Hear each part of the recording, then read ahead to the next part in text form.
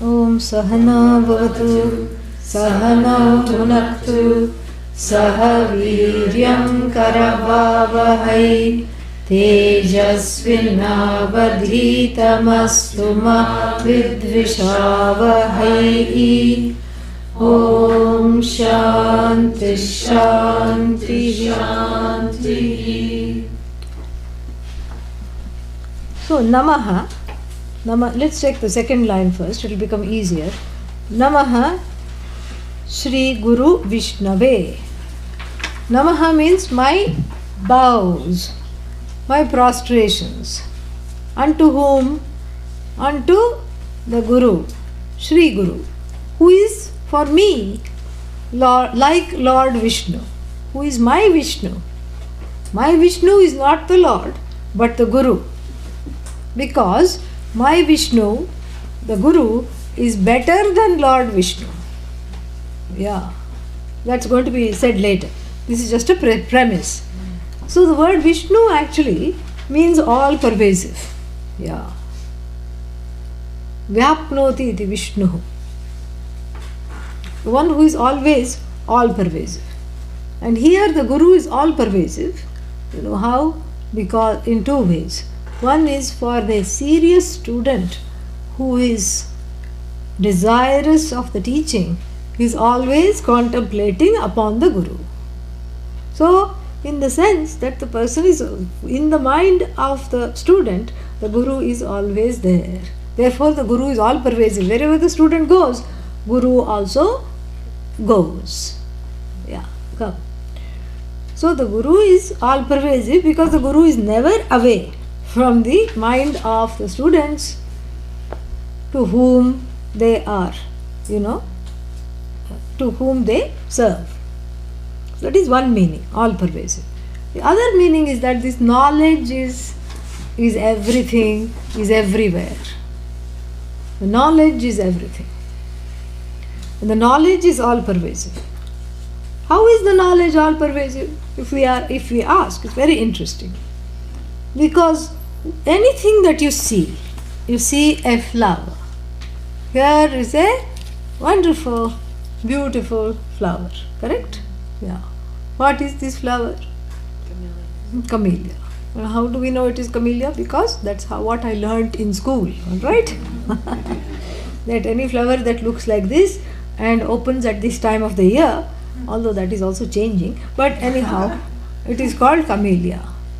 And so, then, anything that I say about the flower, that it is this big, it has these kinds of, what is that called? Petals, it has these kinds of stamens, it has these kinds of leaves, it has these kinds of hips, etc. Flowers have hips. It's called rose hips, yeah.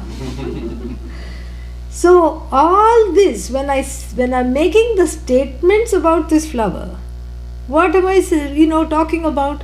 Knowledge. Knowledge, knowledge, knowledge, knowledge. So in fact, this flower is all knowledge. Knowledge with a name and form called flower. That's all it is. It's all knowledge. And therefore, this is, so anything I encounter knowledge. And knowledge is all pervasive. And the Guru stands for knowledge. Knowledge of what? What is. Whatever is. Anything that is, the Guru stands for knowledge. So if the knowledge is all pervasive, then the Guru is also all pervasive. Therefore, the Guru is Vishnu. See his thinking? It's so brilliant. And so now he has talked about Vishnu, and we know that he always brings in the feminine. So Lakshmi cannot be far behind. Yatra yatra Vishnuhu, tatra tatra Lakshmi. Lakshmihi. To put it in English, wherever. Actually, if you really translate it, where there is Vishnu, there is Lakshmi. Because Lakshmi is the power of Vishnu. Yeah. That all pervasive Vishnu, manifests in the form of all resources, abundance. Yeah. Vishnu's bank balance is Lakshmi. Yeah. That's what it is. He banks on her because that's how he maintains everything. So she is the repository of everything that is abundant.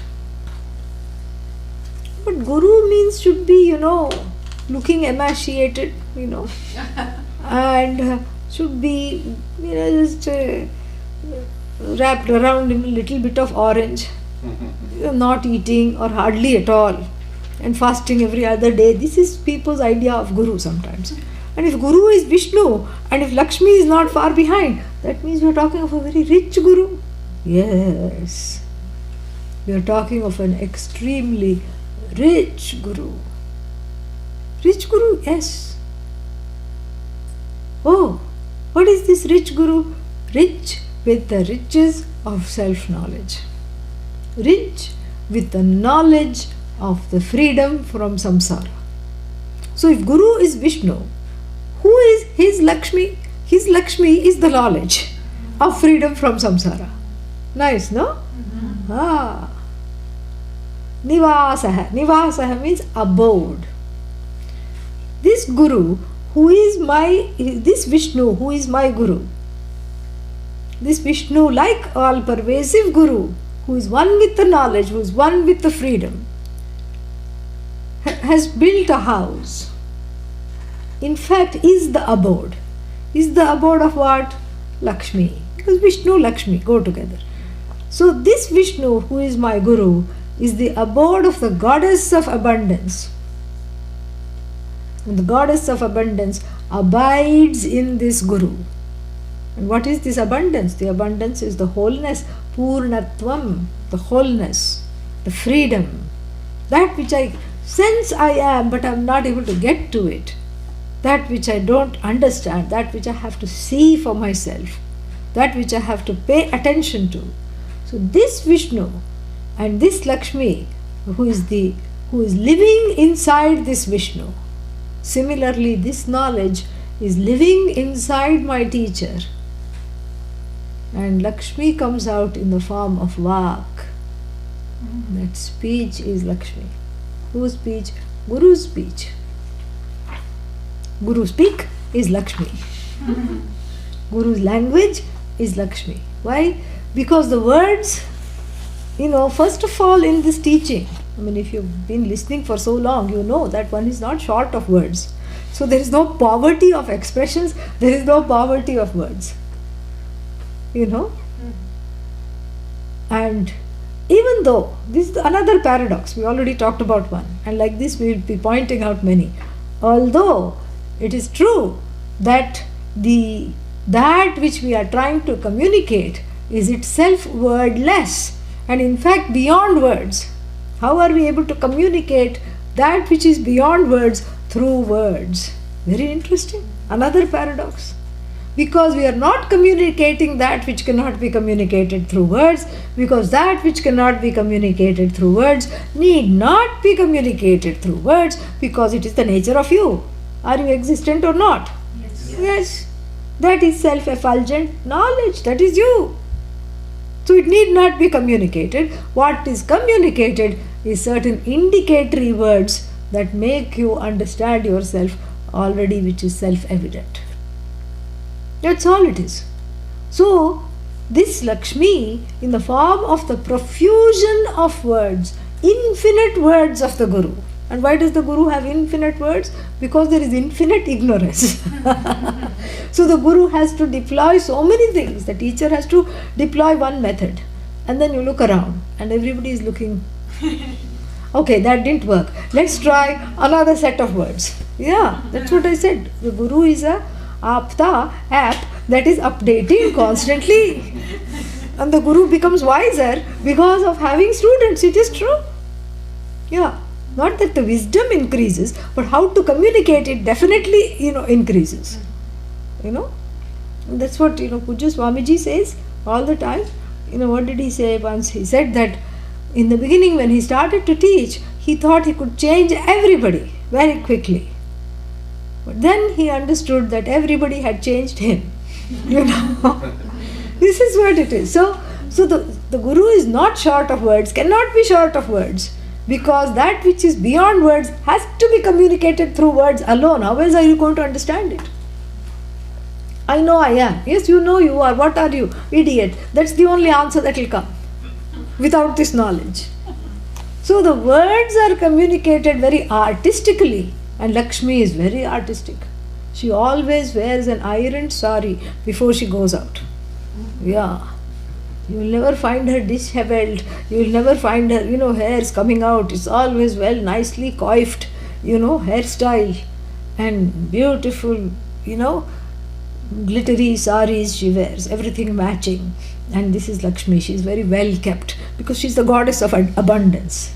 So too the words are well chosen and very well deployed. Nothing is out of place, and each word follows the other, and each word matches the other. And so Lakshmi comes in profusion through the vak, through the speech of the Guru. Lakshmi comes and blesses one with wholeness, blesses one with courage, blesses one with strength, blesses one with joy. That is also Lakshmi. Everything is Lakshmi. So to that Vishnu, who is my Guru, who has killed my I-ness, ego, the Guru in another place, in a very not very savory verse, I read the Guru is the butcher of the ego. It's cut it up into pieces of this ahankara. And so the Guru is the slayer of these inner demons of pride, distraction, fears, delusion, everything. Therefore this Guru, he is my Vishnu. And if Vishnu is there, Lakshmi cannot be far behind. The way he does this is Lakshmi. The words are Lakshmi. That's why he has renamed Lakshmi Moksha Lakshmi. The Lakshmi of moksha, the words of freedom. And Lakshmi means shining. So the words are shining. And why are the words shining? Because you are self-shining. So the words that shine upon the shine upon the shine, that is what it is. Shiny, shiny, shiny business. Yes. Everything is just glorious. So the words of glorious freedom uttered through the teacher's mouth becomes the Lakshmi. Because the teacher is deploying the words as carefully as Lakshmi herself deploys her grace. Yeah. Lakshmi doesn't give to everybody. Yeah, in fact, she holds him. She says, don't waste your grace over this useless fellow. Let him have a few more births and come to understand. Yeah, this is what happened. Lord Krishna, Krishna, Rukmini, same thing. Rukma also means of shining nature. So in another avatara, Vishnu is Krishna and Rukmini is Lakshmi. And what happens is a beautiful story. Sudama, the childhood friend, of Lord Krishna, was a poor fellow, and Lord Krishna studied in a Gurukula along with the teacher, under the teacher called Rishi Sandipani. And so they both of them studied, and then, Sudama was a poor fellow, went away somewhere. And Sudama got married, Krishna got married, they didn't keep in touch that much. And then, Sudama's wife was a very practical lady. And she said, look, we have so many children to feed, and you have a friend in high place. Yeah, you go visit him. You go visit him, and you have to visit him, and you have to just be blessed by him and ask him for some money. Ask him for a new house. Look at this house. So dilapidated. Aren't you ashamed? You have such a good friend, and you are raising these children in this small house, this one-room tenement. Go ask him for some new clothes. Look at same, 2 saris I'm wearing every day. Go ask him for some nice riches, some, trust fund for the children to do a few things, And look like she was a strong lady. So unwillingly he went. Because if she was not a strong lady, he would have just said, shut up, I'm not going. But he went. And he wouldn't go empty-handed, because it doesn't do good to see your friend empty-handed. So, and they were too poor to afford any kind of, Swarovski crystal gifts and things like that. So therefore, what did she do? She made this beaten rice. It's high in iron, it's cheap. Because you beat the rice with an iron, what is that called? Mortar. and pestle, and so the iron goes into this rice which now becomes flat, and it's a quick nutritious thing. So she made this beaten rice something with some jaggery and milk, and she packed it and in a nice little to-go package. Give this to your friend. And he was very ashamed. He said, my God, he lives in a palace, he's the king of Dwarika, and here I am taking this miserable little poultice. Can't even be used to foment a bruise, this small little poultice. He is the king, he can afford anything. This is not some gourmet cheesecake or anything. I'm taking this small little beaten puffed rice. Shame on me, I'm not even going to give it. I just took it because she gave. I didn't want to hurt her feelings. So thinking like this, he goes, and of course the guards, put their maces like this. No entry. You look such a bedraggled fellow, full of your dhoti, your garment is full of holes. You can't come in. But then Krishna recognizes him sitting there, and he runs to him and says, oh my friend, you are here, come. And he takes him inside and then washes his feet, gives him lots of nice food, introduces him to Rukmini, who is suspicious of him right from the beginning. Not suspicious, you will see later. So then, he says that, wow, wonderful, what can I do for you? He says, nothing, I just came to see you. I don't want anything. You came just like that? You didn't bring me anything? Where is my present? Very reluctantly, oh, how he knew, oh God, okay, here, take. He was just, it's like he keeps it and pretends he hasn't brought it. And Krishna eats, oh, this is delicious. Your wife, my sister, made this for me. Please tell my sister that I'm just enjoying her thing. Another one he takes, and with after the third bite, he's about to take the fourth one. Rukmini holds his hand, and they have a little sign language going. No, shake it off, you don't eat anymore. Enough, And we'll see why. So then what happens is that then he takes his leave. He doesn't have the mouth to even ask anything. Not even for the, what is that, horse cart fare home. He doesn't even ask. For the bullock cart fare also he doesn't ask. He just goes. And then when he reaches his village, he cannot even recognize his village. Much less his own house. Much less the street where the house was. And forget all that. He can't even recognize this woman who's coming running to hug him. His own wife, who's had a makeover, a total makeover. She's wearing a golden sari, has flowers in her hair and looking very happy. And she's coming to embrace him. And he says, no, I'm a married man, don't do this to me. You see, so each bite, and then then finally he recognizes her, and he says, oh my God, what have you become? And he doesn't recognize his own children. They have shoes, they have all kinds of, they have everything from the back to school sale. They have all their backpacks and everything is there. And they're all grinning and happy. They have toys, and his house is like a big palace. Everything is gold, and the whole neighborhood and the whole village has benefited. And then, she says, first I transformed, and then the house transformed, then the neighborhood transformed. That was the 3 bites, thank God, because, if he had continued to eat, then each time he took the food in, these blessings came out, you see. So that is, so here she is a she's a niyamaka. Niyamaka means she modulates how the grace flows. Yeah, and similarly here, the Guru's grace is apara. Apara means it has no limits. It has no limits at all. But what happens is that the words are also limitless, and limitlessly the grace flows. But Lakshmi, in the form of moksha, goes easily to those minds that are readied for her. That is the idea. So there also she's discerning. She doesn't go to everybody. That's why it is Moksha Lakshmi. She's discerning. She'll go to the mind that is ready to receive her. So she in form of the knowledge. See what a beautiful thing. It's all, this is what we love about this text. Saraswati becomes a student, and Lakshmi, who is the goddess of abundant money, becomes an infinite blessing of words connected to moksha. Words that unfold this freedom. The freedom, English word for, the Sanskrit word for freedom is moksha. Yeah, moksha.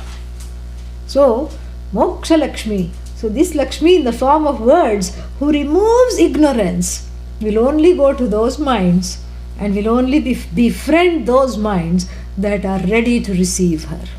Yeah. A mind that has Shraddha, gives the benefit of doubt to the teaching, allows the teaching to take place. A mind that has, Shanti, a certain, peace, patience. A mind that is, relatively free of the heavy baggage of the unconscious. That is where she will gravitate towards. And so in this clever verse, he has brought in the attitude that one should have. You see, that is why the praise of the teacher is so important, because it's not really about the teacher at all. It is about you. What is the attitude you should have? It's all about you. What is the attitude you should have to welcome this glorious Lakshmi of wholeness which is coming in the form of words? And then, what is the attitude you should have to allow these inner demons to be slain? And if you go protecting them, no, my little Madhu, my Kaitabha, you can't have it, it is my Kaitabha. Guru will say, okay, next life, come back. No problem. So, and then sometimes even though you may not say it is my ego, you can't have it, you may not be saying. But one may be saying, it is like, one may be saying something slightly different. It's like one may be very skeptical, guarded, resistant, hopeless, helpless about these things ever taking place. About the ahankara being, what is that? The ahankara being completely modified into being a servant of this knowledge rather than the master of the universe. So the ego is trained here, and what is slain is not really the ego, even though we say that. That sweet talking creature who makes you do wrong things, that is slain. Yeah, the ego is lightened of the burden of the unconscious. Yeah. So you have a lightened ego, which then identifies as the student of the knowledge. So that's very nice. So therefore, Moksha Lakshmi Nivasaya. So this is the so the student comes in the Gurustava. The student is described as the one who is ready for this knowledge, who is ready to milk the words of the Guru, who is ready to drink this milk of immortality and banish all those demons, those inner demons of fear and desire and fear and all kinds of problems. What is that? Kama, Krodha, Lobha, Moha, all these things, the 6 negative emotions. Desire, anger, delusion, greed, what else? Pride, and then avarice, greed, and jealousy. So these are the ones. All these things stand for those two demons, and then I allow them to be slain. Why will I not allow as a student? Either I'm protective, we have discussed that, or I'm resistant, we have also discussed that. There is one more scenario where I myself don't know that they are operating. I don't know that I'm being managed by Madhu and Kaitabha. They are running the show. I don't even know that. And so therefore, I am myself living a life of pretense. So here, that pretense has to be dropped before the combined operation of Guru Vishnu and Lakshmi, both in the form of Guru and the words of the Guru, take place and clear out this Antahkarna, the inner instrument, the mind, of all, swept of all the cobwebs of the past, regrets, fears, guilt, hurts, everything gone, so that one is a clean slate to receive this transmission. So, Moksha Lakshmi Nivasaya, for this, the abode of this Lakshmi in the form of the overflowing words, Namaha Shri Guru Vishnave. Let us read the whole thing. Mada Moha Abhidha. Mada Moha Abhidha Krura. Krura means, with that one we have not seen. Krura means cruel. Yeah, very easy to remember. Krura, cruel. Yeah. Cruel, very harsh. Madhu Kaitabha Jishnave. Jishnave means the conqueror. The conqueror. Jishnu, conqueror. Conqueror of Madhu and Kaitabha, in the form of all these inner demons of pride, etc., jealousy and all these delusion, and then the abode of the Lakshmi in the form of freedom, in the form of words. Namaha, my salutations unto that Shri Guru.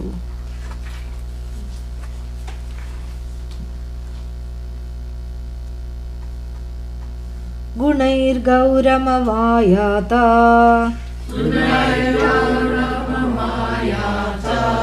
Hari Brahma Harastrayah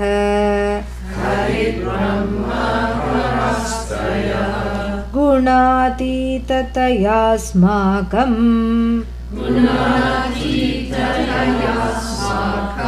Yeah, there are three terms. Gunatitatayasmakam. Guravo Gurutangataha.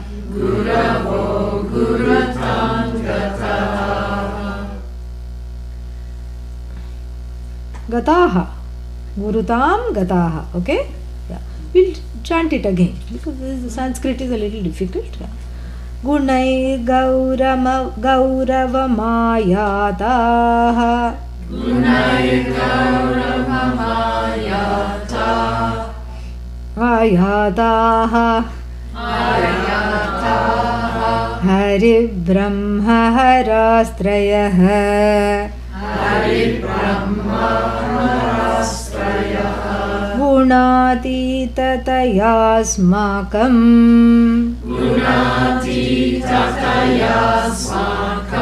Guravo Gurutangataha.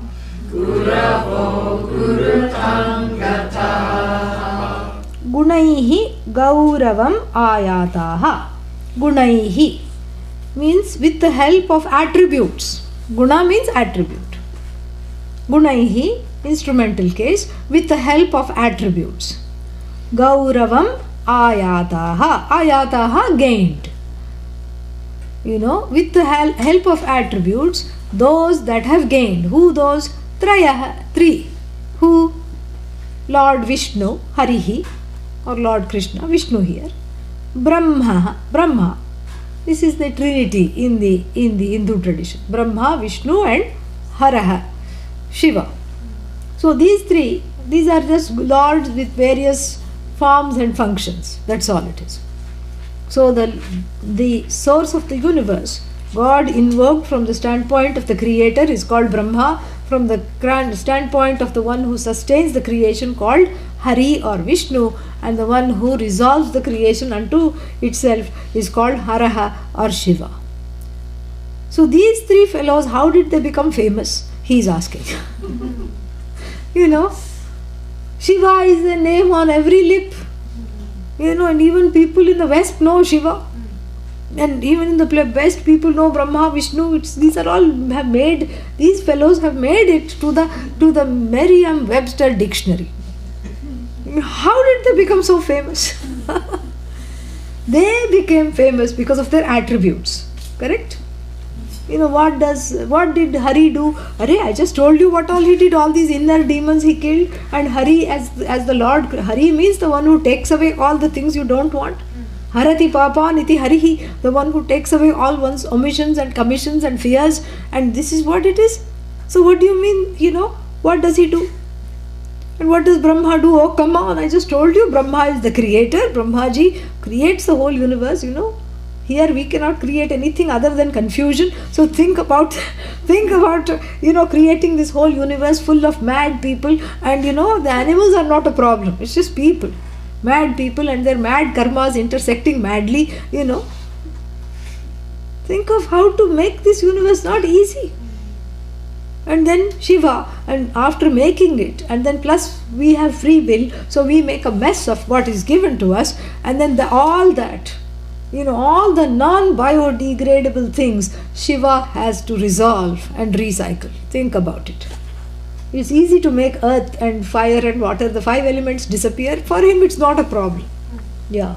In his journal, Shiva dreads the day he writes, if I'm afraid of anything, it's the styrofoam. How am I going to make it disappear?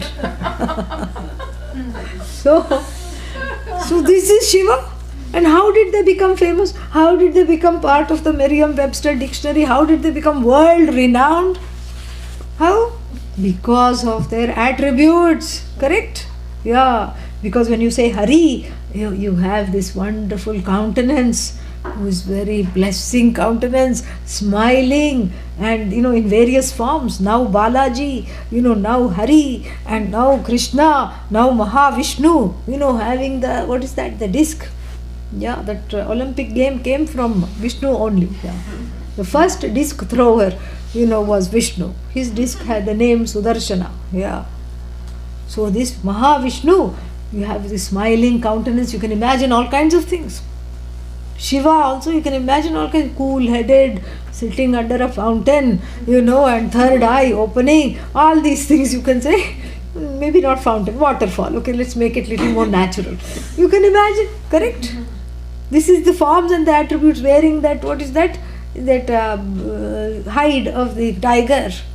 And then, having vibhuti. Vibhuti is that ashes. Why is he smeared in ashes? Because that is what everything is going to reduce to. So that he has plenty of, because he's already reduced many things already. So he has an infinite supply of ashes. Yeah.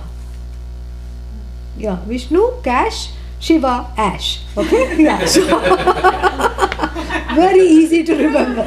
This is Hinduism 101. Yeah. So that cash he reduces to ash. That is Shiva. Yeah, that is Shiva for you. Yeah. And poor Brahma, no job satisfaction, because these two people are always coming in the way and doing something to the universe. But that's why he is retired, Yeah. And so these fellows have attributes, And these are the attributes like Shankha, Chakra, Gada, all these things, these implements they carry, so many hands, so many consorts, they all come with various Shaktis which become their consorts. So these are all gunas, Plus, when you do a pratishtha in the temple, this is another esoteric point here.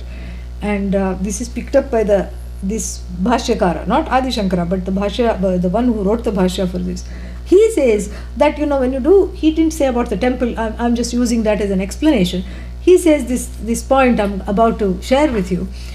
So this, when you do this prana pratishtha, when you consecrate a deity in a temple, a deity that is, capable of blessing you, then you endow it with certain attributes and qualities. This is another paradoxy.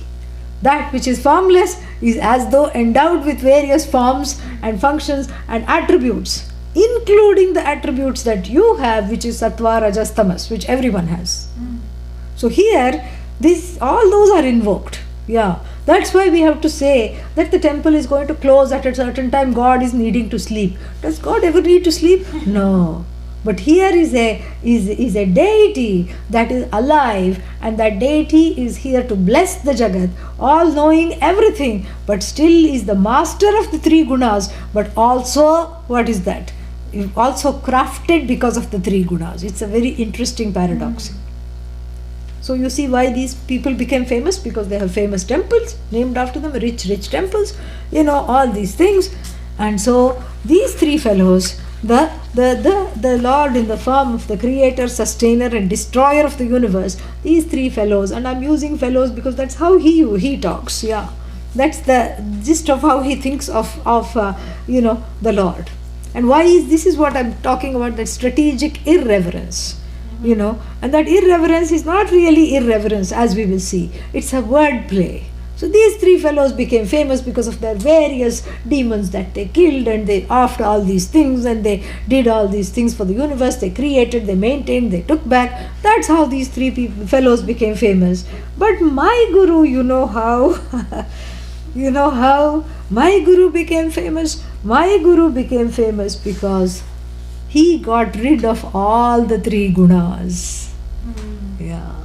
From whom? From me. Do you see? It's not at all about the guru. It's about oneself.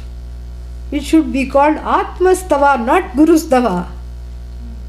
This guru took away from me this predilection and this being affected by these principles that predominate this whole, that preponderate this whole universe.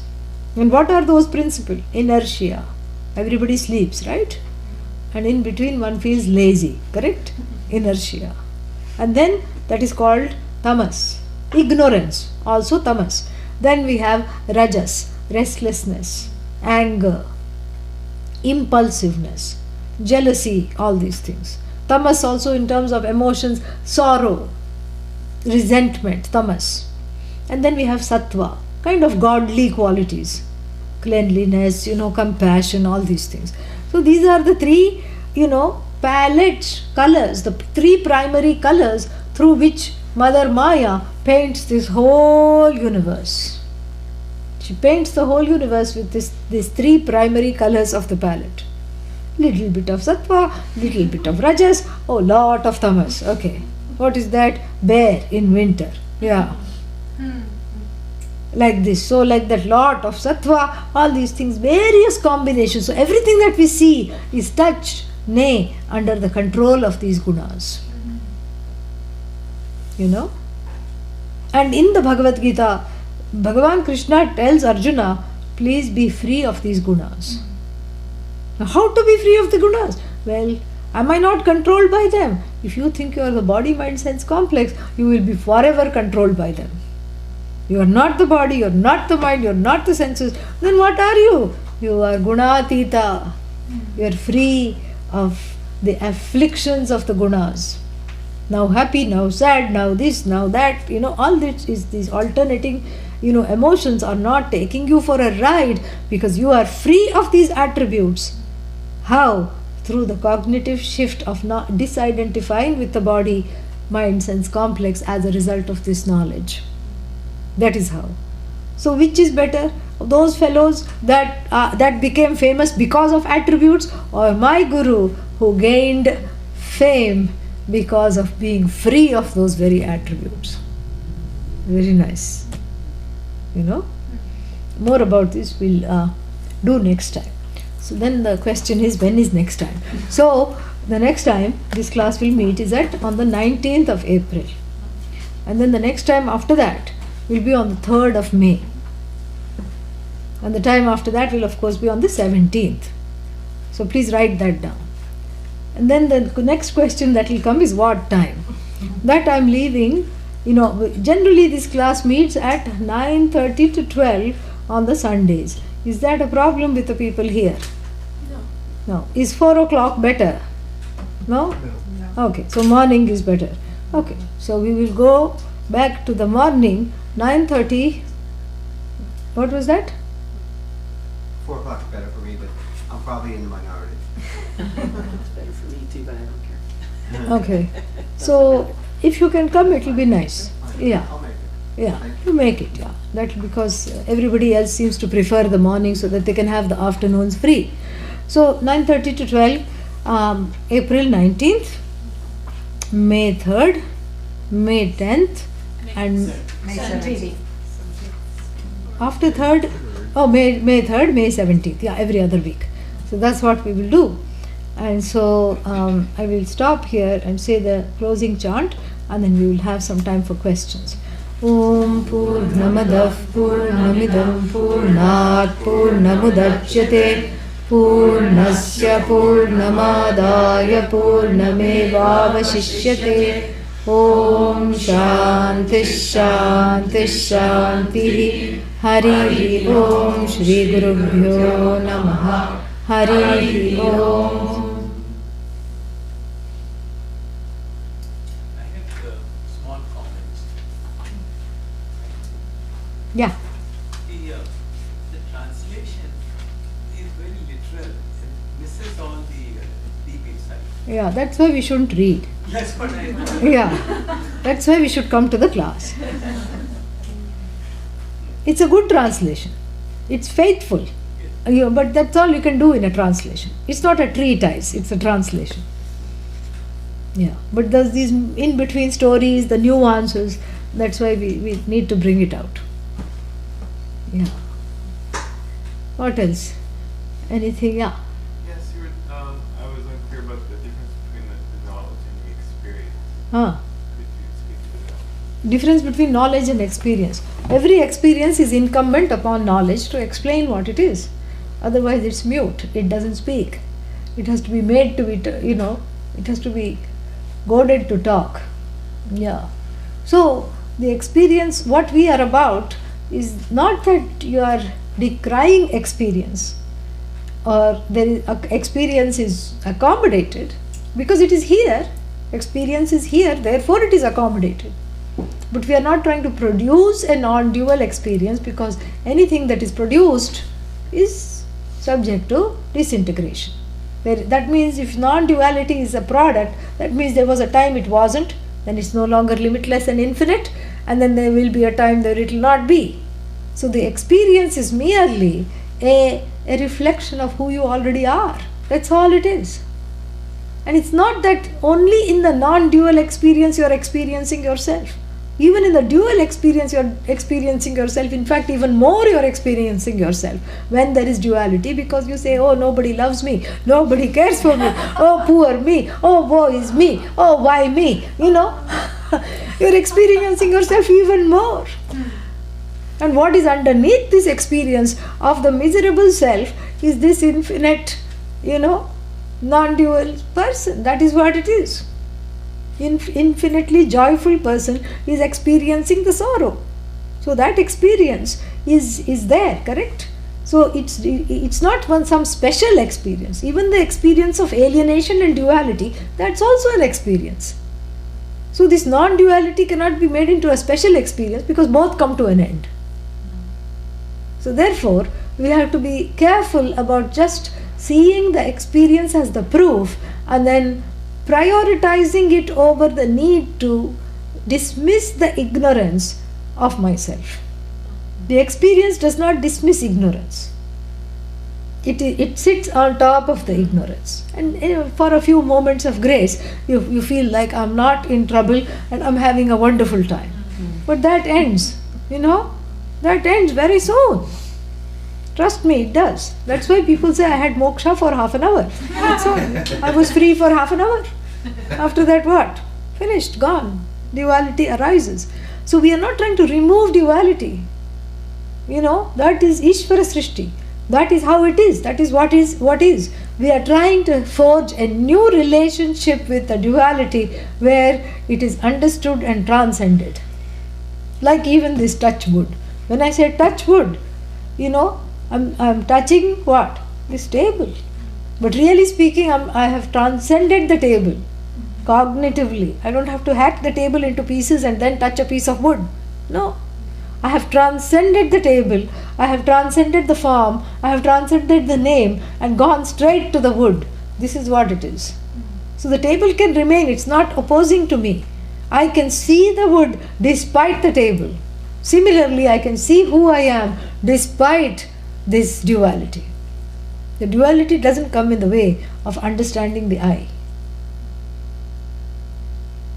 But when it comes in the way, I have to transcend and understand this duality, make peace with it, and then transcend it. It's a two-step process. And so therefore, the teaching is important because this cannot be done on one's own. So the boat, remember the boat here? Yeah, because one gets frustrated and one makes a hole in the boat oneself. That's called self-sabotage. Glub, glub, glub. Yeah. Prashanti is asking for clarification, is there language available for all knowledge except for self-effulgence? And then follows that up saying, in other words, is ignorance dismissed through language rather than through experience? Yes. The first one was what? What was the first one? Is there language available for all knowledge except for self-effulgence? Is there? No. I think in English it's very poor. In Sanskrit we can have jnanam, bodha, all these things. Chitihi, all these things for knowledge. But in English the translations are not always, the same. So it's a little poor in terms. So knowledge, we can say.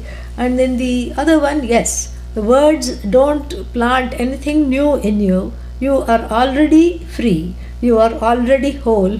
You are already, as happy as ever. Ananda. The words dismiss the ignorance that stops you from seeing this. That is what it is. Yeah. Glad you came. I'm happy. Yeah. Prashanti is an amazing person. Yeah. Nice name also, yeah. Anything else? Other questions?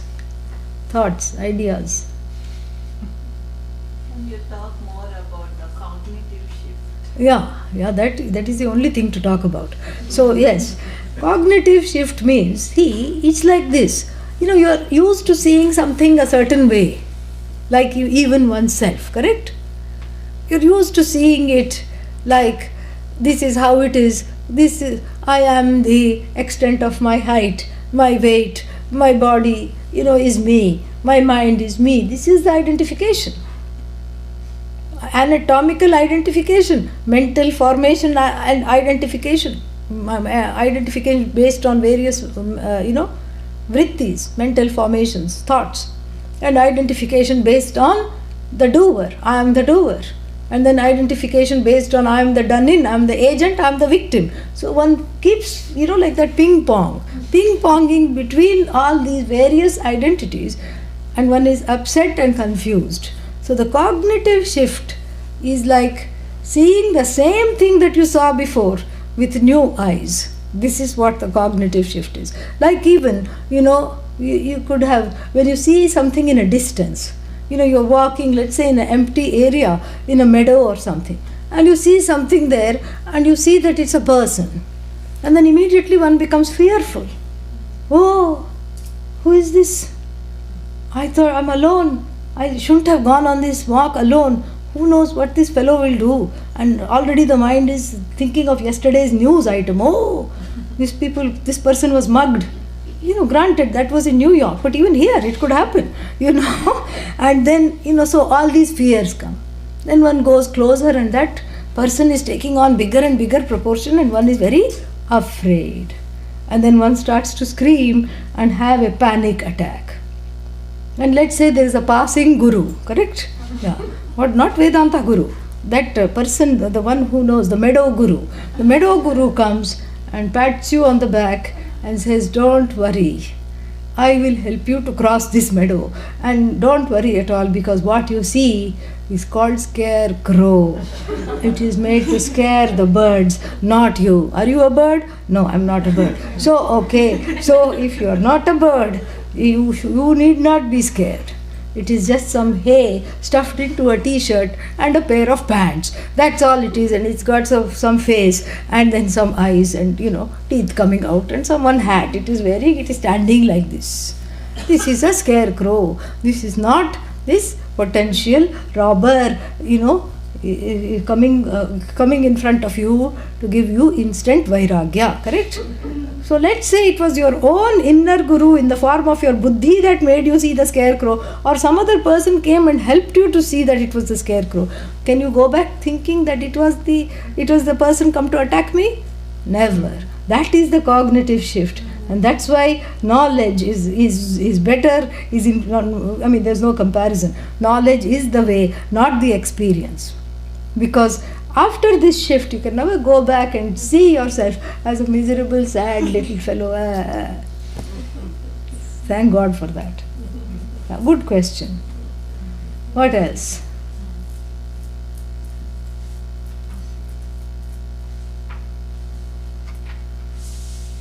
You have marked the dates?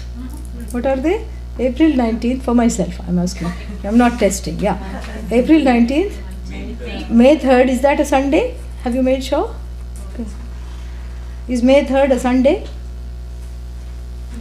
Yes. Okay. And then May 17th. Okay. Wonderful.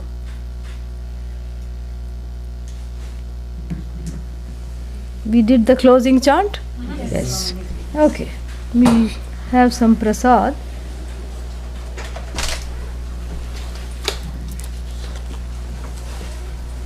And people are welcome to go to the shrine.